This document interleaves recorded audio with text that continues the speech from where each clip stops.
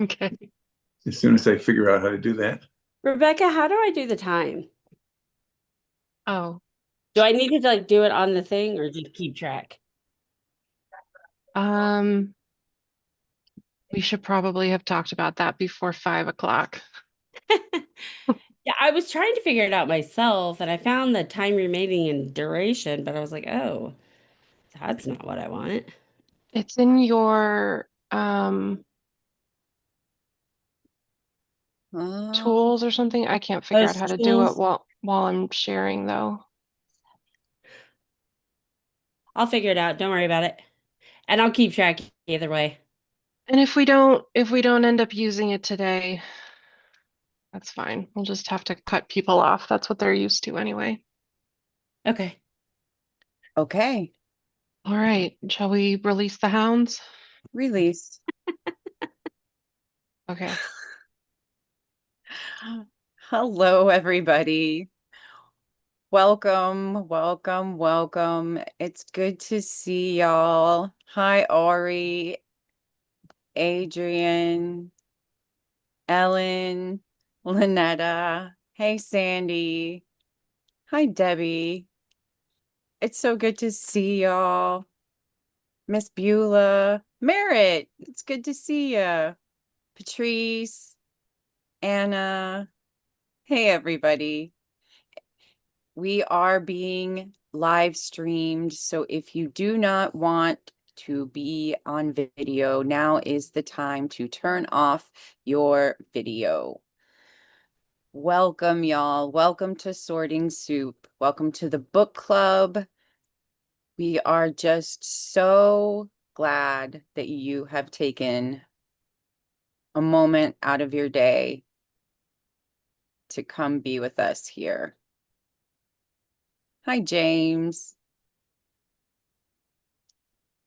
and Dawn and Mira, Amy, it's Susan, everybody. It's so good to see everybody. Denise. We are just so glad that you all are here. All right. Well, hello. Oh, oh, sorry about that. Ruby had to say hello too. Just to say hi. All right. Well, welcome everyone to Sorting Soup. My name is Cecilia, and to introduce our hosts and support team today, I'm your co-facilitator. Beth is still on the outs and with dealing with her family emergency, but we do have Rebecca here today, and we have Dr. Chris, and we do have Adrian and Boot Money, and we have Sabrina here as our main timekeeper, and we have Bill hanging out in the back. So, y'all, we do have a very good team working for you today. Moving on to logistics. Yeah, so for new folks, welcome. We love to see new faces. And for the regulars, welcome back. Great to see familiar faces as well. So for the new folks, you've made it to Sorting Soup, and this is a space where we look at the issues or headlines of the day, and we work through them as a group, and we try to figure out how we can turn uh, those events of the day into insights or action items. Because I always feel better when we can do something about it. This all started, I think it was May or something. So we've been doing this for several months now, and we meet on Thursdays at 5 Central. So you've made it, and we're here weekly.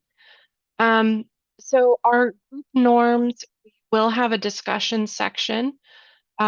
During the discussion section, if you'd like to contribute something, please make sure to raise your digital hand. The way you raise your digital hand is you find in your Zoom menu, there is a heart button that says react. You'll click that and then raise your digital hand. When you make your comments during the discussion session, please keep your comments civil and constructive. And let's try to keep things to around 2 minutes or less so that we can get a variety of folks participating. No spamming the chat. So if you are really passionate about something, you can, say your piece. But we discourage folks from repeating over and over. And just so folks know, some of the stuff that we talk about is a little on the heavy side. It's a little emotional. So if you find yourself needing a break or getting emotionally activated, feel free to step away or breaths and then rejoin us when you're able to. The plan for today, you probably saw on our first slide that we are doing the Sorting Soup Book Club. So we will spend about half our time today on that. We are reading chapter 2 of the Project 2025 Survival Guide. If you don't have it, don't worry. I've got a PDF of chapter 2 that we can all read off of together. So we'll spend about 20 minutes reading that, and then we will have about 15 minutes of discussion, and then Cecilia is going to take over and we'll switch gears and talk about self-care. That is something that a lot of us need to focus on, especially as we go into what's supposed to be a joyous time of year, but can also be stressful around the holidays. So a timely reminder. Just as a reminder, we do have a hard stop today at 6:25 because the next NWSOFA group, the Gun Violence Prevention Group, has to do prep work ahead of their 7 o'clock call. So, just as we are approaching the 6:20 time frame, we will start to wrap up. And with that, before we get started, I think we are going to get grounded.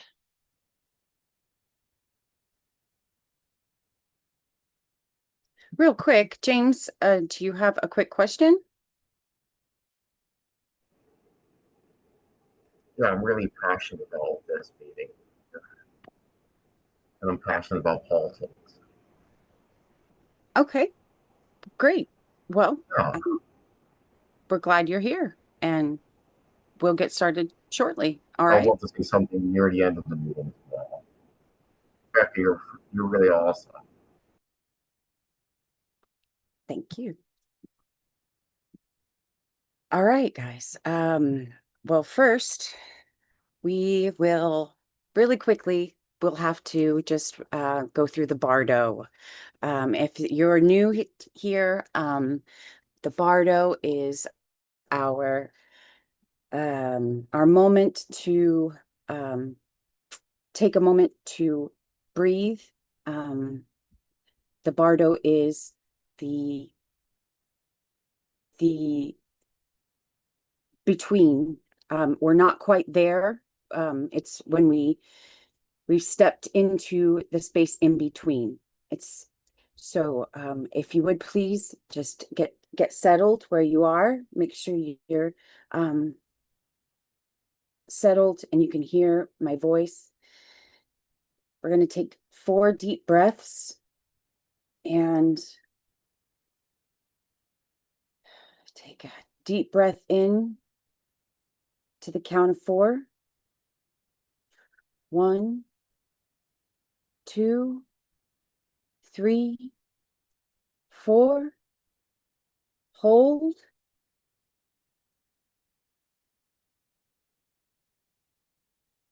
And then let it go.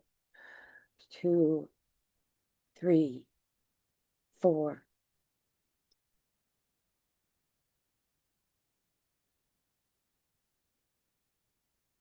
And as you breathe in,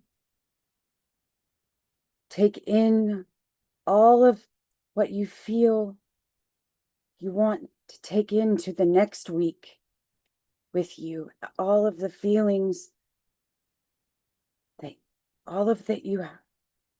you want to do. 1, 2, 3, 4, into the bardo, and exhale everything that you need to get rid of, all the anxiety,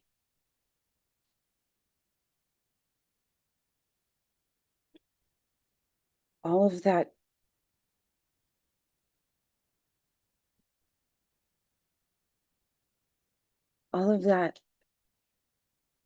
that you don't need. Get rid of. Leave it behind you.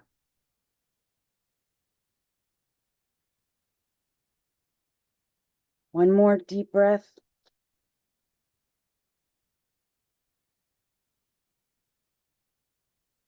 And exhale.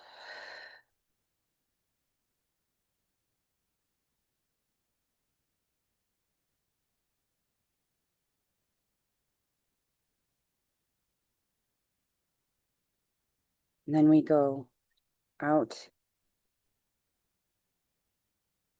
ready, into the soup.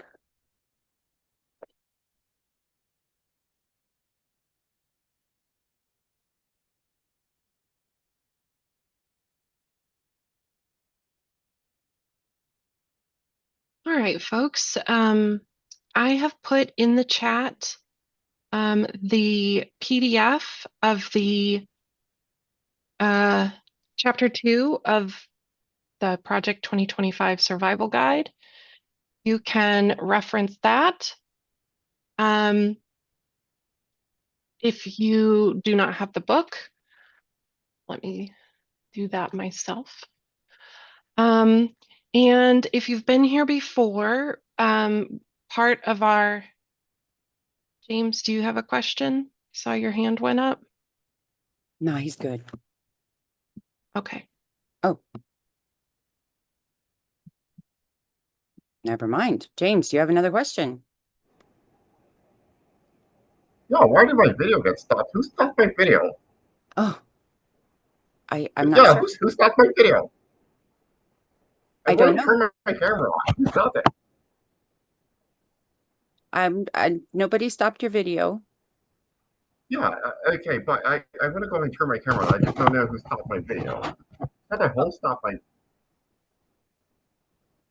Okay. video? I don't know who that Okay, is. well, Okay, I'll try it. yeah, I can't turn my video on. Who stopped my video? we're gonna proceed with our agenda. You work on Well, that. I can't yeah, turn the camera on. Yeah. Okay, I'll remute it. okay. I will, Judith, I see that you would like me to put the PDF in the chat again. There we go. Okay. So everyone should have the PDF. It's in the chat now. You can download it. For those folks who have been with us before, we do read some of it together so that we can all have the content together at the same time. So today we're going to be reading out of chapter 2, and we are going to start on page 23. So, and we're going to start with the section that says executive supremacy from suggestion to decree. Does everybody have that part? And would anybody like to volunteer to read a part of it?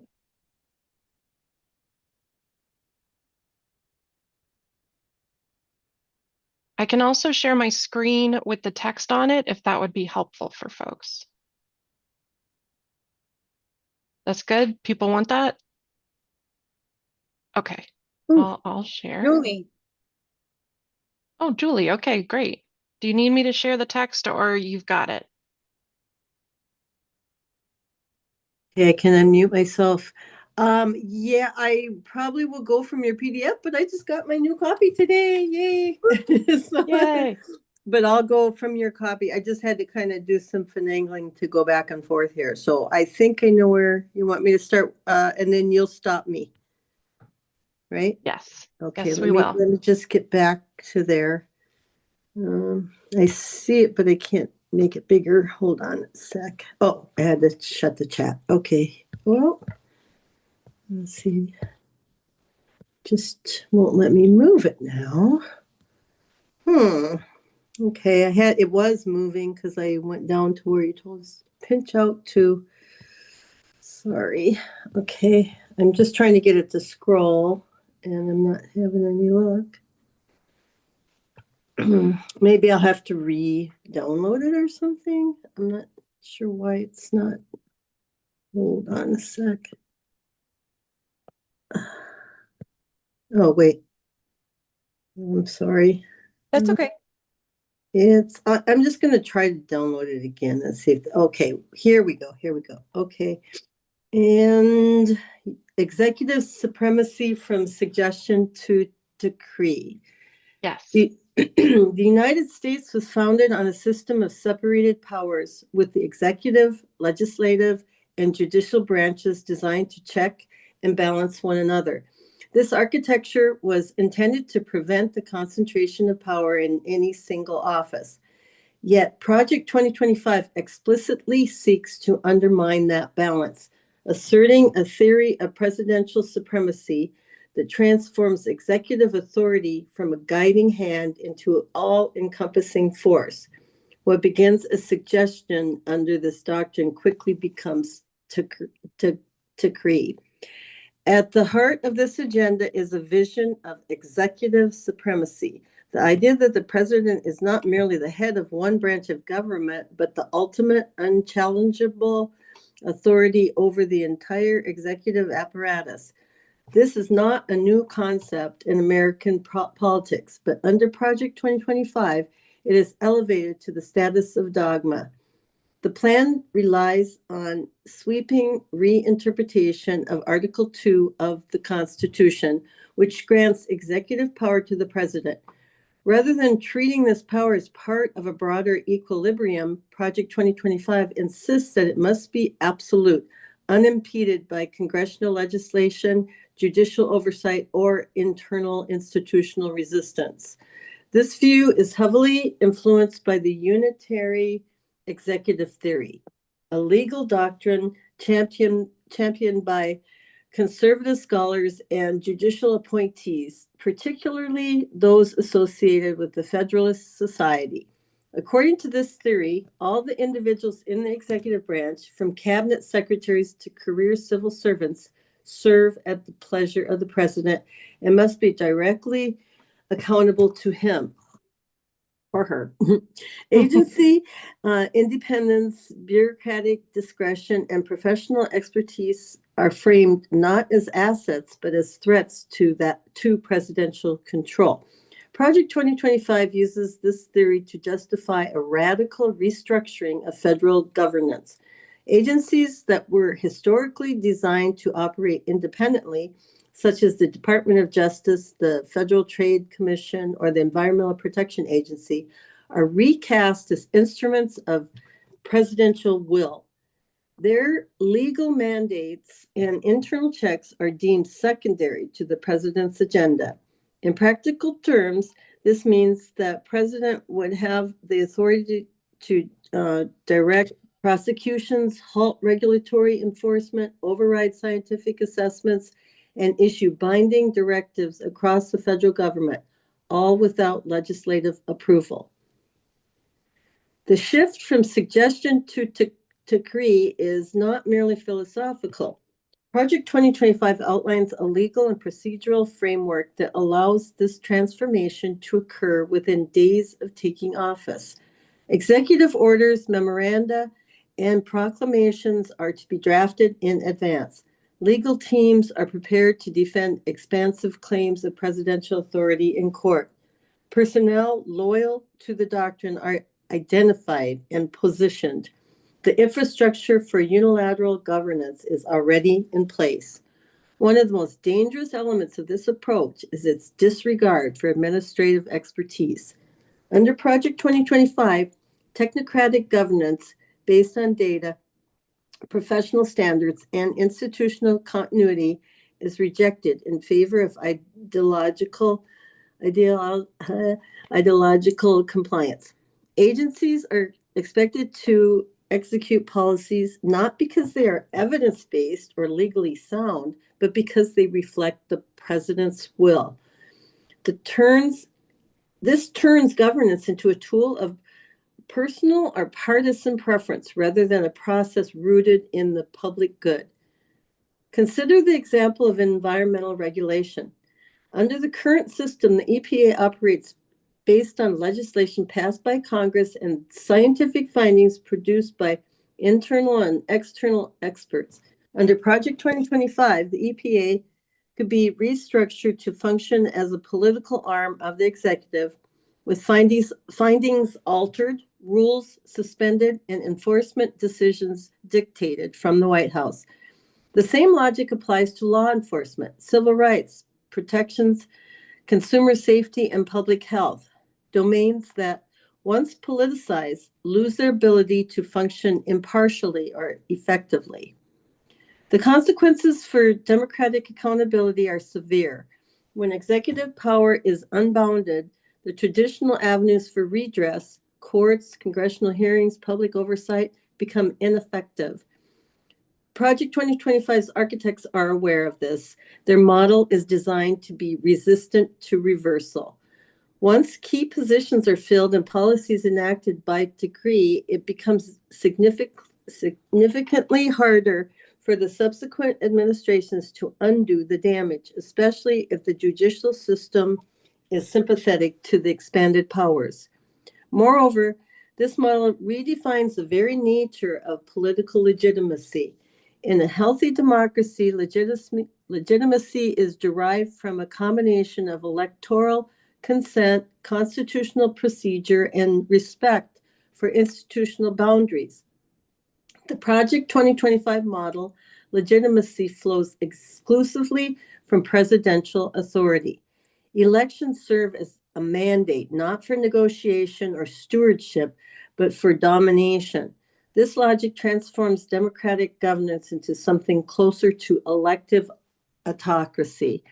It is important to recognize that this shift is not happening in a vacuum. Around the world, democracies have been hollowed out by leaders who claimed extraordinary powers under the guise of efficiency, tradition, or popular will. Hungary, Turkey, India, and Russia have each provided models for how executive supremacy can erode democratic norms from within. Project 2025 draws inspiration, whether consciously or not, from these examples. It presents its vision as legal, orderly, and efficient, but the result is the same. Power centralized, institutions weakened, and dissent marginalized.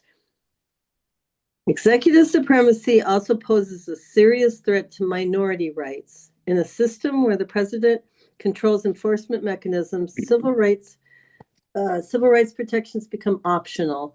The Department of Justice, under such a framework, could be ordered to deprioritize cases involving racial discrimination, police misconduct, or voting rights violations. The Department of Education could be instructed to eliminate protections for LGBTQ plus students.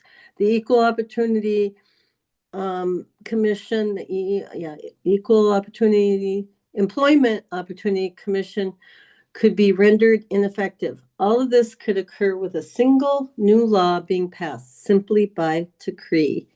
Project 2025 presents these changes as necessary correctives to a bloated, unresponsive bureaucracy. But this is a false diagnosis. While reform is always possible, the replacement of checks with directives and of institutions with loyalists is not reform, it is usurpation. And once executive supremacy is normalized, it will not remain confined to one administration. It will become the new expectation inherited and exploited by future leaders of all stripes. In the end, the move from suggestion to decree is not a matter of tactics. It is a philosophical redefinition of governance. It rejects the pluralism and complexity of democratic administration in favor of a singular, unchallenged authority. It replaces debate with directives, law with loyalty, public service with political obedience. And once enacted, it may be impossible to undo. Thank you. Thank you, Julie. Sure. Awesome job. That was awesome. Yeah. Thank Okay. you. All right. We have hands up to read, I hope, the next section. Patrice.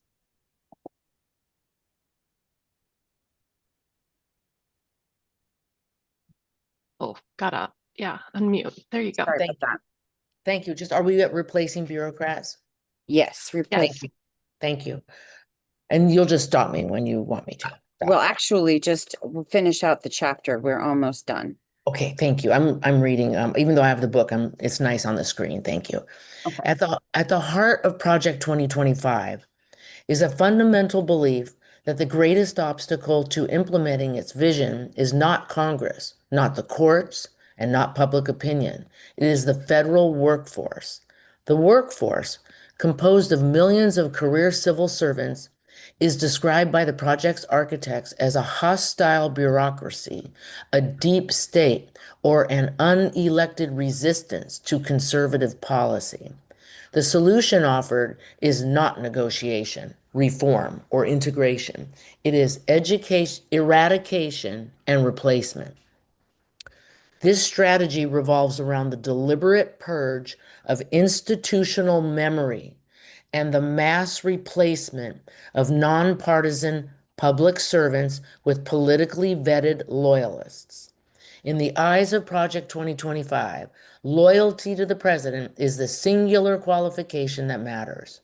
Experience, technical expertise, and adherence to established administrative norms are viewed as liabilities if they conflict with the executive's ideological agenda. The key mechanism for this process is Schedule F, an executive order originally issued during the final months of the Trump administration.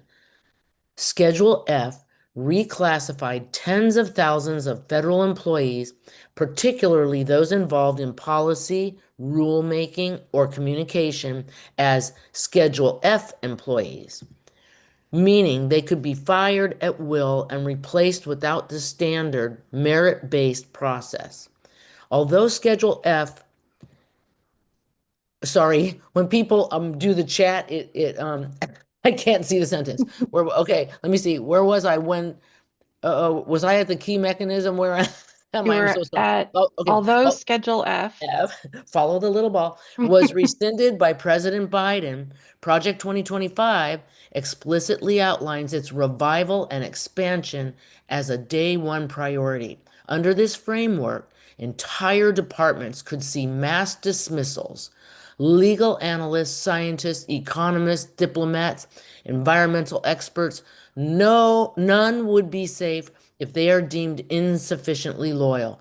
This is not a fringe proposal. The creators of Project 2025 have published internal memos, white papers, and public statements arguing that the administrative state must be taken apart brick by brick and rebuilt with individuals who share the administration's vision.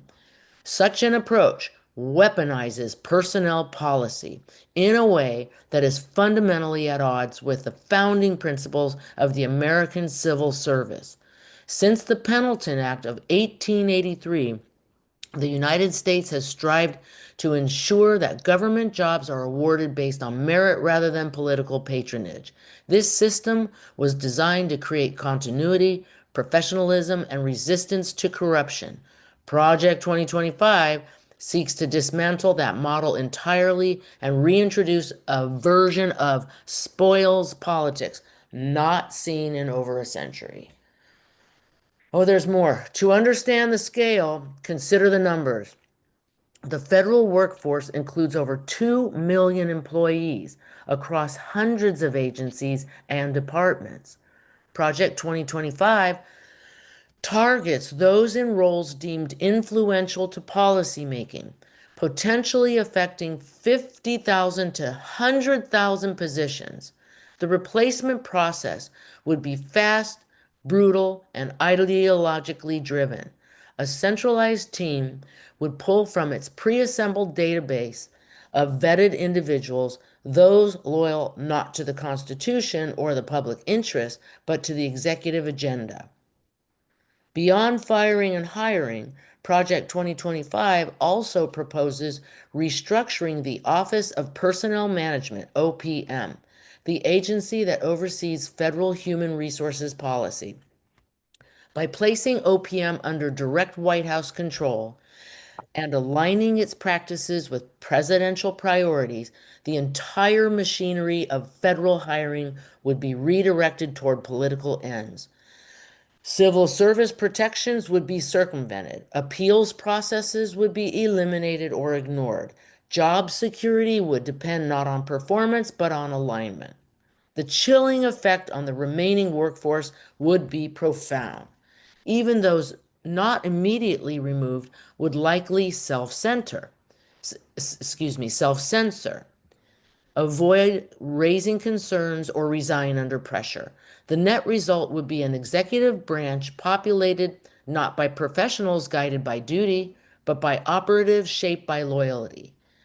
Policy would no longer be the product of deliberation, evidence, or expertise. It would become a function of political obedience. This environment also opens the door to systemic corruption. When hiring is based on loyalty rather than competence, opportunities for misuse of office increase dramatically. Contracts, grants, regulatory decisions, and enforcement actions can be steered towards allies or withheld from opponents. Whistleblowers would be unprotected, oversight mechanisms hollowed out, and accountability systems paralyzed. In this context, the government ceases to serve the public and instead becomes a tool of narrow partisan interest. Another grave implication is the long-term erosion of institutional memory. Many federal employees serve across multiple administrations, preserving continuity in critical functions such as disaster response, national security, public health, and international diplomacy. These are not partisan roles. They are the backbone of national resilience. Project 2025's purge model discards that continuity, replacing seasoned professionals with individuals who may lack even basic familiarity with agency functions, so long as they are ideologically dependable. This strategy does not just affect policy. It reshapes the culture of governance. It sends a message that public service is no longer about service. It is about allegiance. It devalues constitutional principles like checks and balances, due process, and impartiality, replacing them with a hierarchy of political favoritism. And it is designed to be difficult to reverse. Once new hires fill the positions, they gain access to internal networks, confidential data, budgetary discretion, and policy-making authority. They become entrenched. Even if a future administration attempts to restore neutrality, The process of rebuilding trust, expertise, and and internal capacity could take years, if not decades. The playbook is clear. Consolidate power by reshaping the workforce, install loyalists who will not question directives, neutralize resistance from within, turn public institutions into private instruments of presidential control. This is not governance, it's occupation. Oh, there's more. Project 2025's approach to federal personnel reveals its true intent to permanently change how America is governed by changing who governs it. The federal workforce, once seen as a stabilizing force in times of political volatility, is reframed as an enemy to be conquered. The result would be a federal system where truth, law, and competence are subordinate to ideology. And in such a system, democracy itself becomes a hollow form, a performance whose script is written elsewhere by those who have no interest in playing fair or by the rules. Thank you. Thank you, Patrice. Thank you. Okay. Well, that was chapter 2, or most of chapter 2. And at the end of chapter 2, you can see the concept map for the presidential coup policy up there. Redefine the lawful governance, strategic objective, key figures, tactics, core mechanism.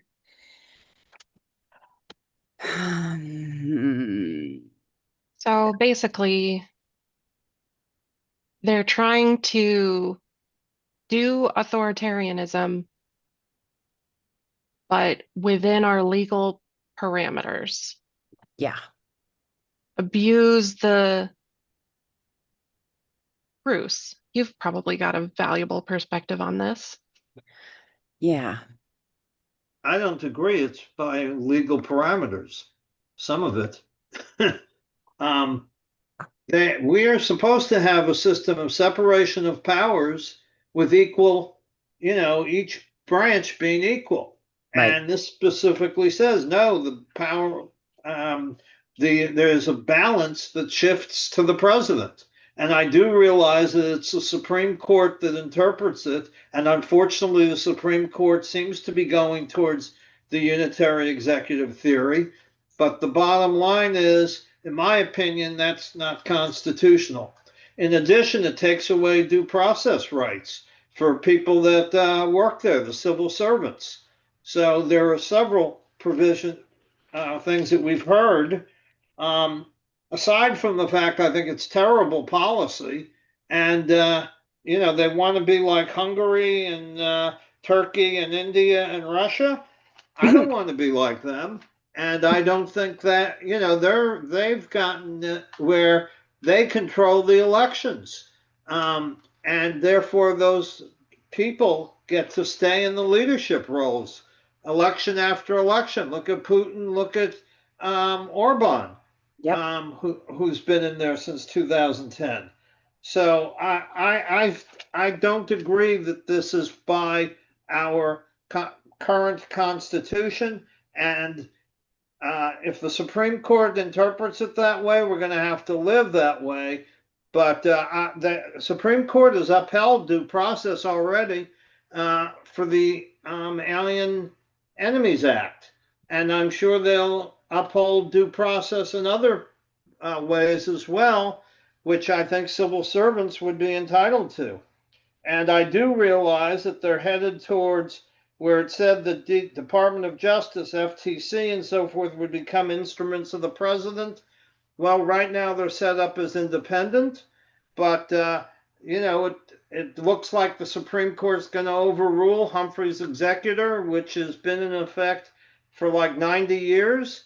And the bottom line is, if they overrule it, they overrule it, but that's not the way I see the Constitution or do a lot of other people.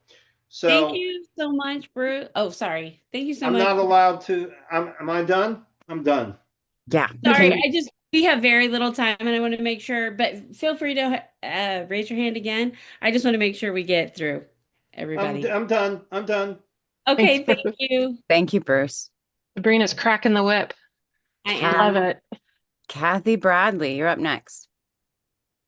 Hi, Kathy Bradley from Algonquin. First, I have to say this is so heavy to read. It's just frightening. And it's all falling into place, exactly what's going on. But basically what I see, I agree with Bruce 100%. It's the government, it's about concentrating the power in a way that threatens democracy, and it gives the president much more control over the entire federal government, like turning the White House into a command center of sorts. And it's based on loyalty and not people that have the knowledge. It's just, it's just overwhelmingly happening, and it's very hard to read. I just wanted to share that. Yes, hon, I agree. But I'm thankful that you're here with us reading Thank, it. So thank you all. yeah. All right, Judith. Go ahead and unmute, hon. Did I get you?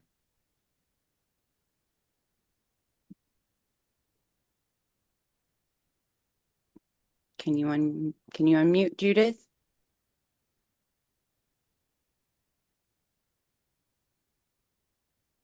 Okay, I think I'm here now. Can you hear me? Yes. Yes. Okay, great. Yes, I wanted to point out how gutting the federal bureaucracy, as they have done, really gives us a security disadvantage relative to China, which has a dictator, and they have continuity over the years. They can plan for decades ahead. Our institutionalized bureaucracy did that for us, kind of, it maybe imperfectly, but still they did that for us. And by getting rid of it, you're getting rid of all the knowledgeable persons in every one of the departments.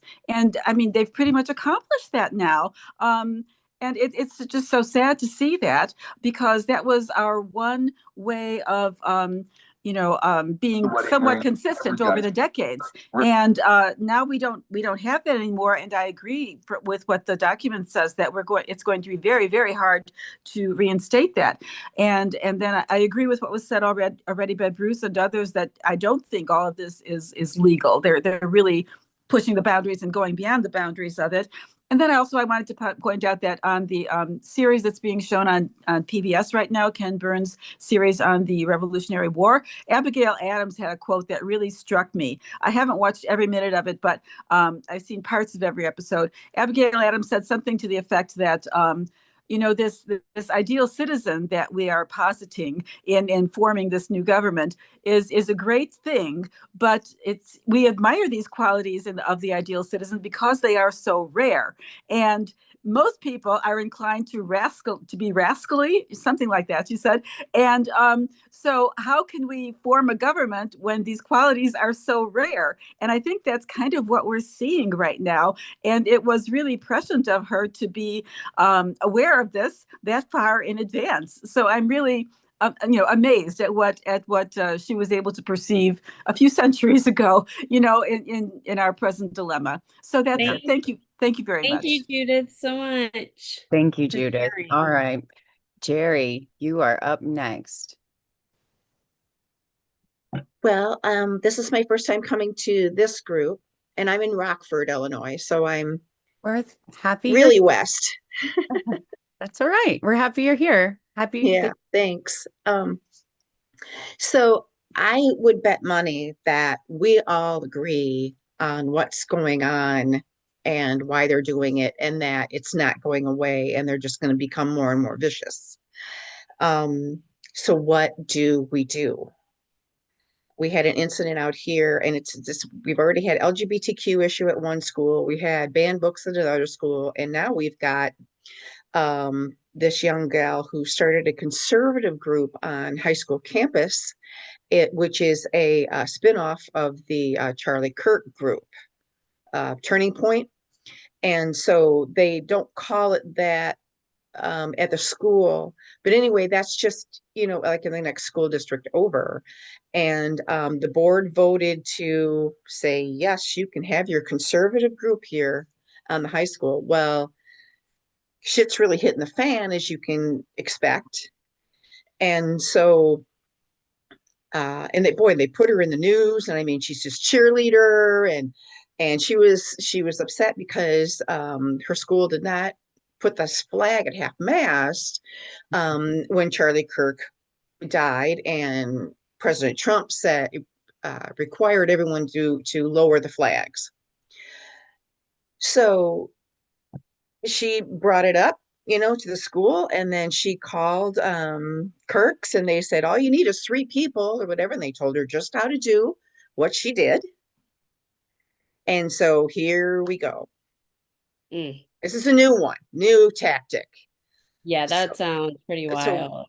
and that's where they do. They're like little snakes that creep into the cracks in the very, very local levels. Oh School gosh, boards, thank you. library boards, that kind of thing. So what are y'all doing? What do we do? Yeah. Okay, if anybody has any info, that'd be great.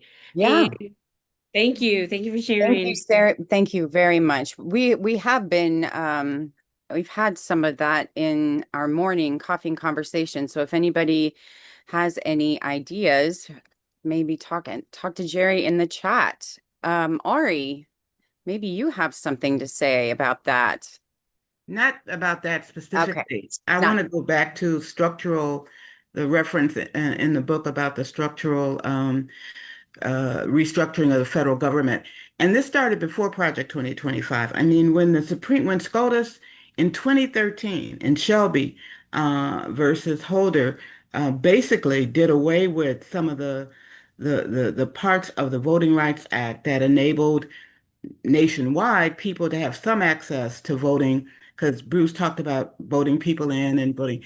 Without that, and this has been experienced now in places like Wisconsin and Michigan, not in Mississippi and Alabama, that without that, and particularly when they made it even more so, when SCOTUS, Supreme Court of the United States in 2021 made it even more difficult to use specifically Section 2, which is that part of the Voting Rights Act that related to people of color, race specifically. So that went Mississippi and Alabama, where my family roots are. They went back to closing voting pools and voting places in predominantly Black areas. And in fact, as we know, Texas is wanting to follow down that path. So it's not just gerrymandering based on one's political affiliations, it's based upon race. Right. And so I think that what we have to, as we fight, and I'm going to cut before, this is not just about Project 2025. This has the Heritage Foundation since 1970 has been on this path. What we're facing now is the stunning reality that they have gotten to achieve almost basically what they set out to do. And so as we fight this, I think we have to understand that we're fighting decades of restructuring of a federal government, particularly as it relates to people of color, to women, Roe versus Wade. We cannot fight this fight based upon a 1 year fight. We've got to, balance ourselves to dig deep and fight hard. Thank you. All right. Thank you so much, Ari. All right. Ellen, you are up next. Thank you. Yes, as I said last week, I think this is the most important conversation, we can be having. And, I grew up with a stepfather who was in the Heritage Foundation and the Club for Growth and all these back in the 70s. And so I didn't really wake up to what it was doing like till 10 or 15 years ago. But I think this book is critical. So one idea is let's get this book into the curriculums of the schools. I don't know if that's what the National Education Association does, but we're working on that with this thing called the Truth Action Project that I'm on, and people can go see that, truthactionproject.org. And one thing we've assigned ourselves the idea of going to the school districts and asking how are they teaching. In this case, we're focusing on 9/11, but I see that our understanding is that even starting with the Kennedy assassination was kind of a coup d'etat. It was this kind of inside job, this takeover that actually started in like 1948 with the National Security Act, and which Reinhard Gehlen played a deep part in. So this has been the deep state, since after World War II, the Hey, Cold. Ellen, I'm gonna cut you off there. Yeah, So, okay. and because we've got Laura and Joe, Yeah. and then I Right. think we're Let's gonna get this into the transition. curriculum. Yeah. Thanks. And then we're gonna transition Okay. to self-care stuff. All right. Laura, you're up next. Yeah, I don't have a whole lot to say except listening to all of this just gets me effing mad. I am so mad, not at the Republicans, not at the GOP. I expect this of them. At the Democrats, at anybody who has any sense and should have done something long ago. And I don't think it's the people. I don't think it's our fault. I think that maybe it is. We put in the wrong people. I don't know, but I just get so angry. The more I listen to this, the angrier I get. Yeah. Thanks. No, I hear you. I hear you. I think about the fact that we had the chance to codify the Voting Rights Act, and we did not do that. Joseph, you're Go up. ahead. Guys, I just wanted to comment about the idea that Ellen raised of making this book part of a curriculum in schools. I just want to caution against the very slippery slope that we're talking about when we take one point of view and make it part of a school curriculum. Just for the sake of transparency, I happen to be a public school official.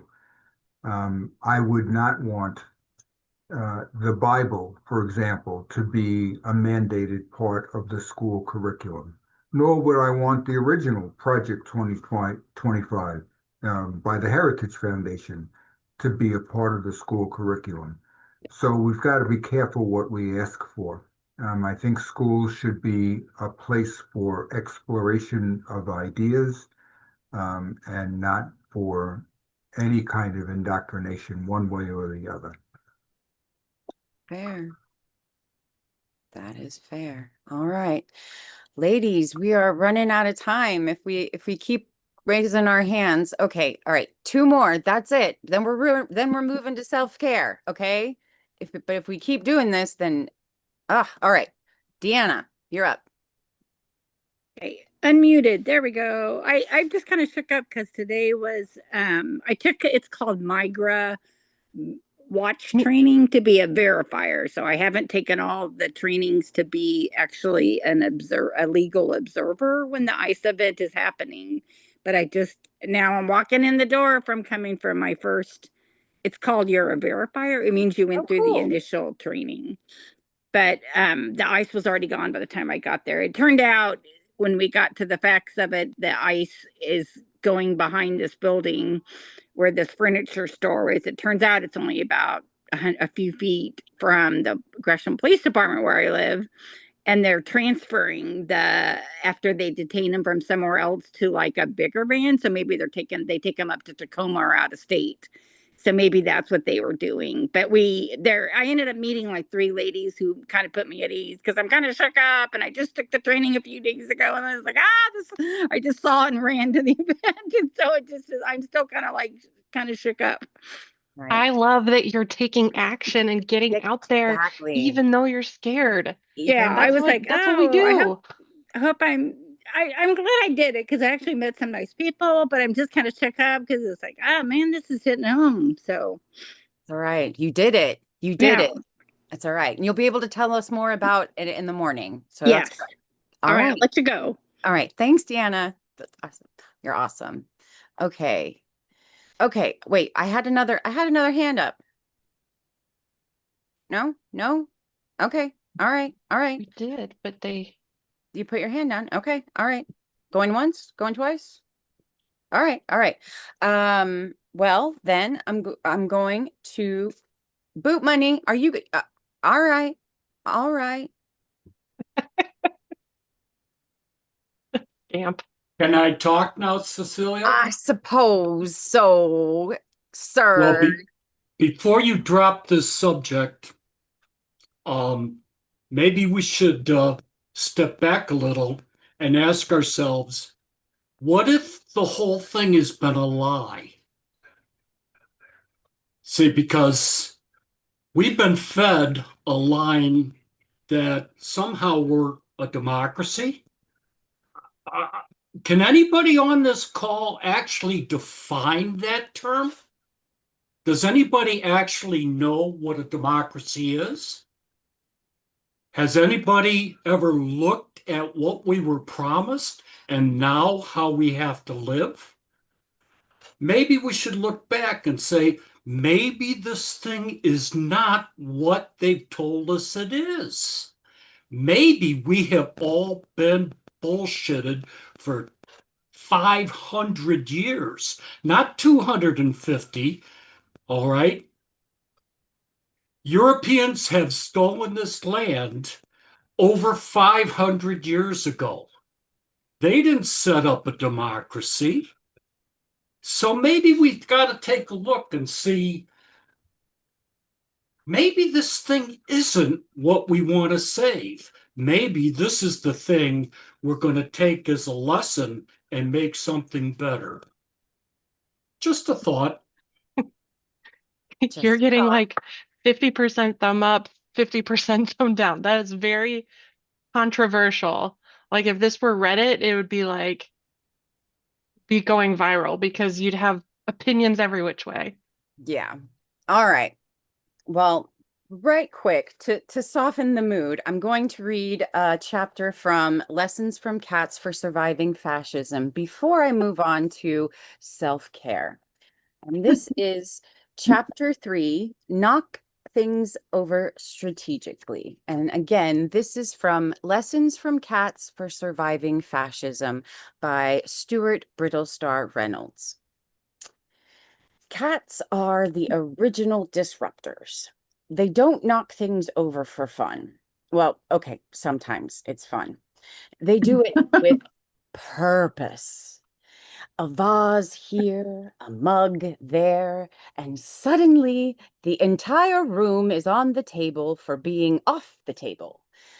Cats know that the best way to confront authority isn't with blind rage, but with deliberate, calculated chaos. And that's exactly how we should handle fascism. Fascists love their symbols of power, flags, statues, endless banners with slogans that sound like they were written by malfunctioning chatbots. They cling to these symbols because deep down, they're fragile little creatures who need constant reminders that they're in charge. But here's the secret. Those symbols aren't as untouchable as they want you to think. And cats have been proving that for centuries. One knocked off the important receipt that you put on that shelf so you wouldn't forget it that one time. You know what I'm talking about. Imagine a fascist proud of their perfectly arranged desk, every pen in its place, every paperclip accounted for. Now imagine a cat leaping onto that desk, locking eyes with them, and slowly, ever so deliberately, batting their favorite pen onto the floor. That's the energy you need to channel. You're not just knocking over objects, you're knocking over their illusion of control. And nothing annoys a fascist faster than the realization that they can't stop you. Fascists, for all their bluster, are remarkably bad at handling disruption. They thrive on order and predictability because their entire worldview is about forcing everyone to stay in their assigned seats. The moment you start toppling things, even metaphorical things, they're thrown into a tailspin. Wait, they'll splutter. You're not supposed to do that. The rules and my very specific version of God clearly state, but the rules were written by them, for them, and cats don't care about the rules, and neither should you. The beauty of strategic chaos is that it doesn't have to be loud or destructive to be effective. Sometimes all it takes is a small, deliberate act of a sticker on a statue, a satirical meme, a perfectly timed sign of defiance. Like a cat swiping a glass of water off the counter. You're sending a message. This doesn't belong here, and neither do you. Fascists will try to frame disruption as unruly, uncivilized, or even dangerous. But let's be honest. They're just embarrassed that you outsmarted them. These are the same people who are probably surrounded by a bunch of people sucking up to them in the hope that the power and the wealth will rub off. They are not equipped to handle a population full of metaphorical cats who refuse to sit still and behave. So embrace the art of deliberate chaos.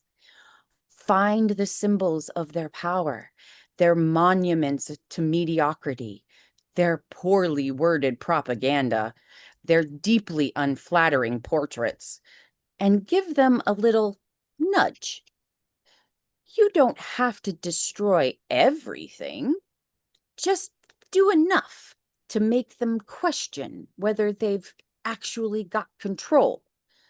Because at the end of the day, nothing dismantles authoritarianism quite like a well-timed act of defiance.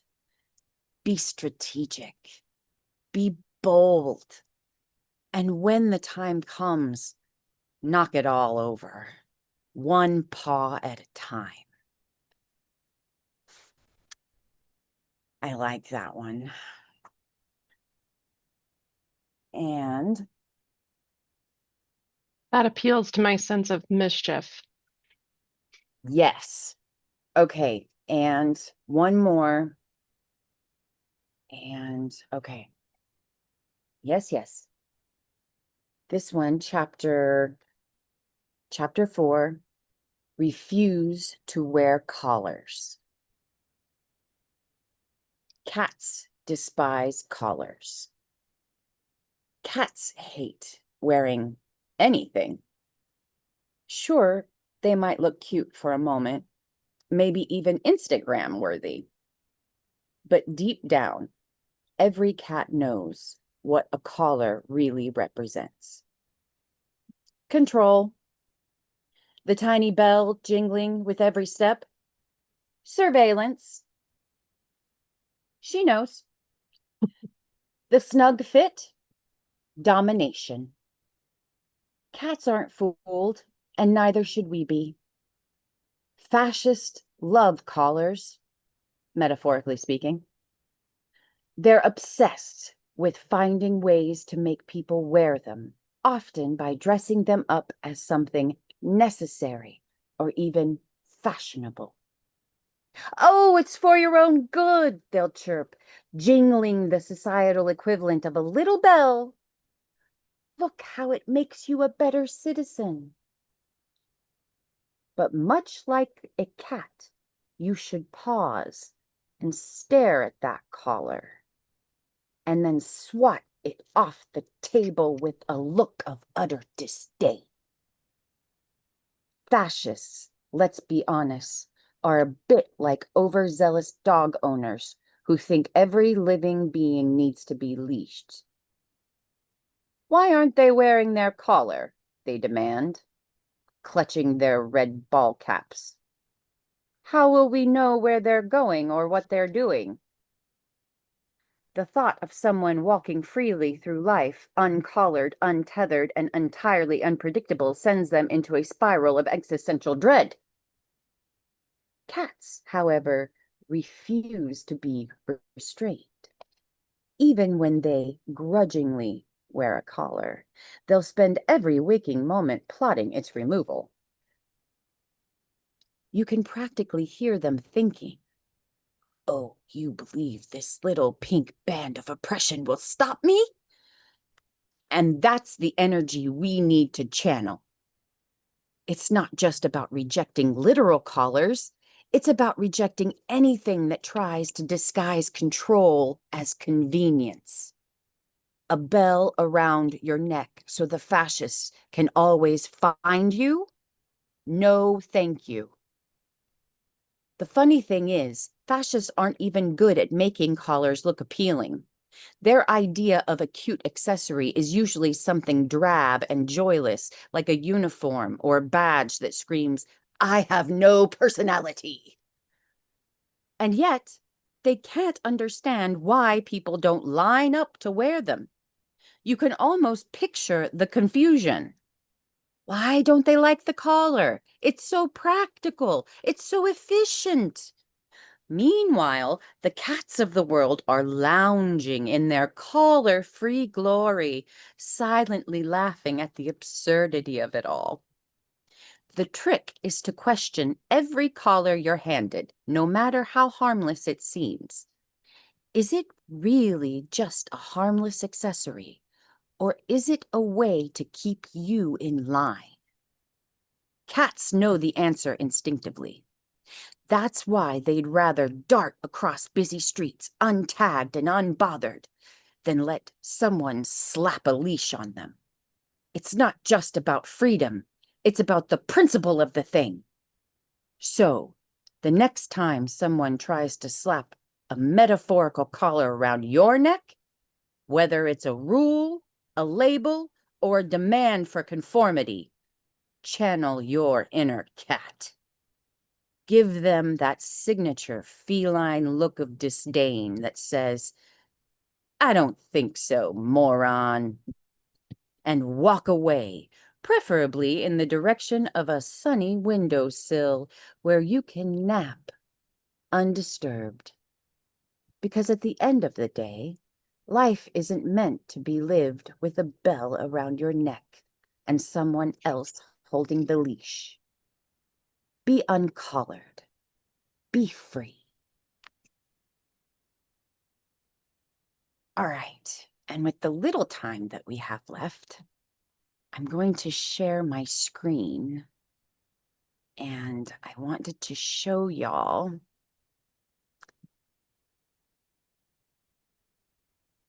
the Sorting Soup Self-Care for Organizers. And we can talk amongst ourselves after I show this. I'm pretty sure we all know all of this, but we never do it. So I'm going to share this with all of everyone. I'm going to send it out to y'all, or I'll share it in the chat. Okay, so first of all, why self-care matters.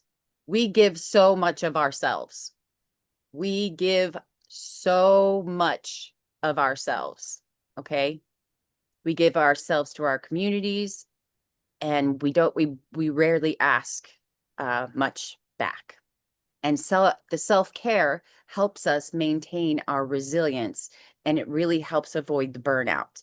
And y'all, organizers burn out like 7 times more than any other. Like it's pretty bad when you look up the statistics. So taking care of ourselves enables us to continue this important work. And with what we're reading, we really need to take care of ourselves because we are needed and will be needed more and more in the coming years. So our physical self-care, more with the way food is going in our country, I believe It's more and more important to take care of ourselves. Regular exercise, yoga, stretching, eating nutritious meals, and prioritizing sleep. I think sleep is a big one for a lot of people. We think that we don't need that much, right? We can catch up on the weekends. No big deal. But we never really do. So it's really important to prioritize that time for yourself. And here in Illinois, we know to dress layers, dress comfortably, always be prepared. And it's so important to take movement breaks. Like, don't sit there. This is important for me. Okay. I find myself sitting a lot. I need to get up more and move around more and make sure that I'm reminding myself to move more. And my cat's telling me to move more right now. She's like, I want to move. I want to move right now. All right. And now there's more than just the physical, right? We need our mental and emotional self-care.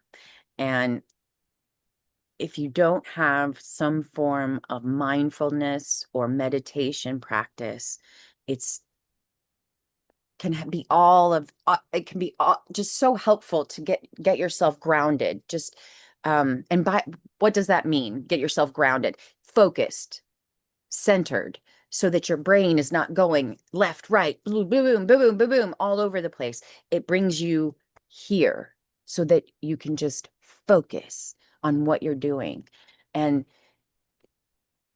to get a routine of a ground, some sort of routine that gets you into place every day, it helps you. It helps your brain to get into a routine of mindfulness. So much so you wouldn't even believe how much that helps. Also, setting realistic goals. Y'all, we are not superheroes, no matter how much other people seem to think we are. I know that sometimes it seems like we do a lot, and yes, I know we do a lot, but we need to set realistic goals and expectations so that we can accomplish them. And yes, we do a lot, but oof, and journal and process our emotions. Even if you're doing an audio journal, or something like that, it helps you realize how far you've come, how much you have gotten done, what you have gotten accomplished, because sometimes you don't realize what you have done or what y'all, sometimes you don't like when you think you're stuck, when you think you're not doing anything, the reason why you think you're stuck is because you don't see what you have accomplished, because you're not paying attention, because you're not writing it down. So just write things down. That's, I would say. And practicing gratitude and affirmations, that helps too. We realize how much we've got when we talk about it. How much time do I have? Are we good? Okay, good. Hobbies and relaxation time. We can't be at work all the time. We can't be doing this all the time. We need to have fun too. We need to balance. And you need to relax. Schedule it for real. Put it in your calendar and stick to it. Force yourself. If you don't have a husband, boyfriend to force you to do it, make your best friend force you to do it. Make your sister or brother force you to do it. It's important for your mental and emotional self-care. Okay? Okay. And y'all, seek professional support when you need it. And everybody needs it. And everybody needs it at some point. Everybody will come to a point in their lives when they need to talk to somebody. Just because outside of the fact that we have this going on right now, okay? Back when we had a normal world, everybody needs it. But now we have this. So now everybody needs it. But anyway, all right, moving on. So your environmental self-care, keep your workspaces organized and clutter free. Okay, I suck at that, so I don't judge. And you just but try to keep your, it helps to declutter regularly. I do that. So yeah, it does help to do that. Um, Social and spiritual self-care, maintaining your connections with loved ones. Y'all, we got to keep our networks. Our networks are what keep us alive and going. I talk about our forest. We are the resistance forest. No matter how far apart we are, um, we we nourish each other. Our roots, we educate and nourish each other, and our canopy, we lift each other up and we shade one another. Um, Build your networks with your colleagues and your mentors, whether in person around you in your local, but also on Zoom. Y'all, we we all are here for you, and it's so good to have people near and far to lean on. Spend time in nature. It's so important to spend time in the natural world nowadays, especially now that they're trying to take it away from us. Protect that personal time on your calendar. Be selfish about it. Schedule recovery days after big events. That's so important. When we have big weekends, like No King's Day or a big protest on the weekend, schedule a recovery day the day after that. Use checklists, practice social media detox, digital boundaries. These are all just different things to help you. And big things here. You don't have to do all of this stuff at once, because obviously it's really difficult. Like everything I just told you is really overwhelming. So you don't have to do all of that at once, but pick one or two to just get you started. Start small, build momentum, and what we'd like to do here at the soup is share each week what we're doing to help our own self-care journeys, what we're trying to do in our own self-care journeys. I'm not doing so great. That's probably why I've been sick, y'all. I've been overextending myself, so I'll be honest. But I finally did get to share my self-care with you. So hopefully I'll do better. Now we still have 10 minutes to talk about self-care. I want to hear from y'all. What do you do?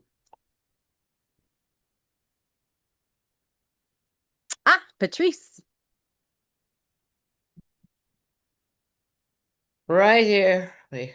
Right here. This is what I did this morning. Can you see this book? I can. This is Georgia O'Keeffe's 100 Flowers, but I really wanted her Western art. And this morning, I don't know how this came across my screen, but all these fabulous I'm telling you, I said, how do I feel not reading all my political stuff and looking at these pictures? I felt like $1 million. So I got the book from the library. That's my That's story. gorgeous. You Oh my guys can get it too. I probably will. That's gorgeous. Oh, It's that's a good idea. fabulous. You Ooh, put the name, the title, and the author in the I sure will. chat. Okay. That's awesome. All right, Miss Beulah.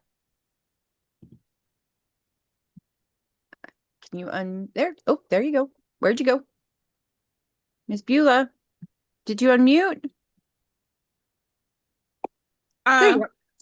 Yeah, I'm a big proponent of self-care because there's just so much that we have to experience, uh, even if not intended. I see sometimes at this point, just going to the grocery store and getting upset about the prices. I know, right? Like you had to come home and do. I don't know if you ever saw Whitley on is it a different world? And she said,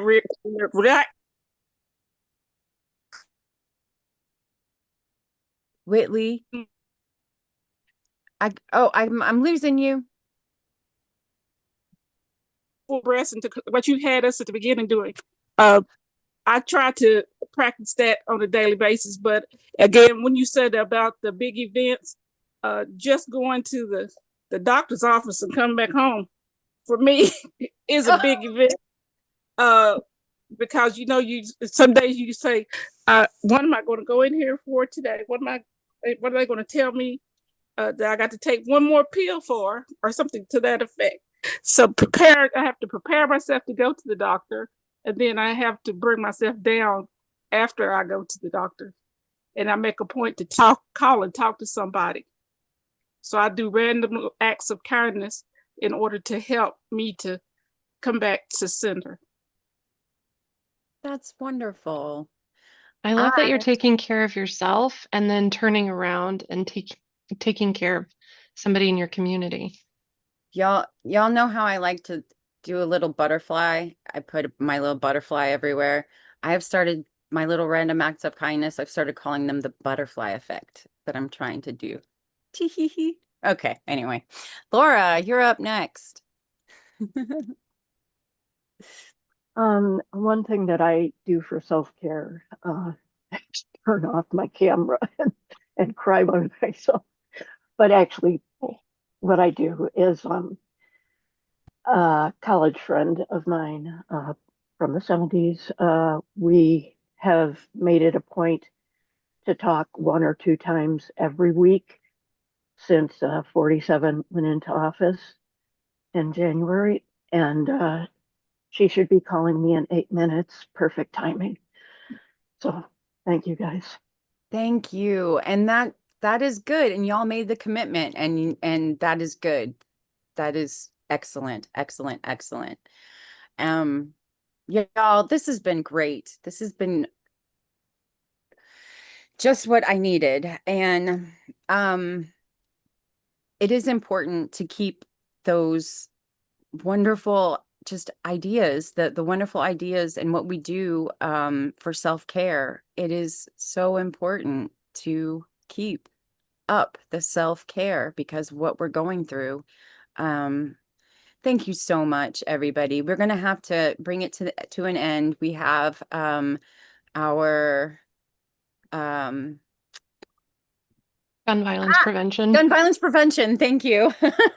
Gun violence prevention coming up next. So we're going to have to come to a close. But y'all, it's been such a wonderful evening, such a great soup tonight. Thank you so much. We thank every single one of you, and we do not have a sorting soup next week because of Thanksgiving. So we hope you all enjoy your holiday with your families. And so we will see you in 2 weeks at 5 p.m. And we look forward to seeing you again soon. Thanks, everybody. Thanks, everybody. Have a good night. Good night. And, oh, no, I need to.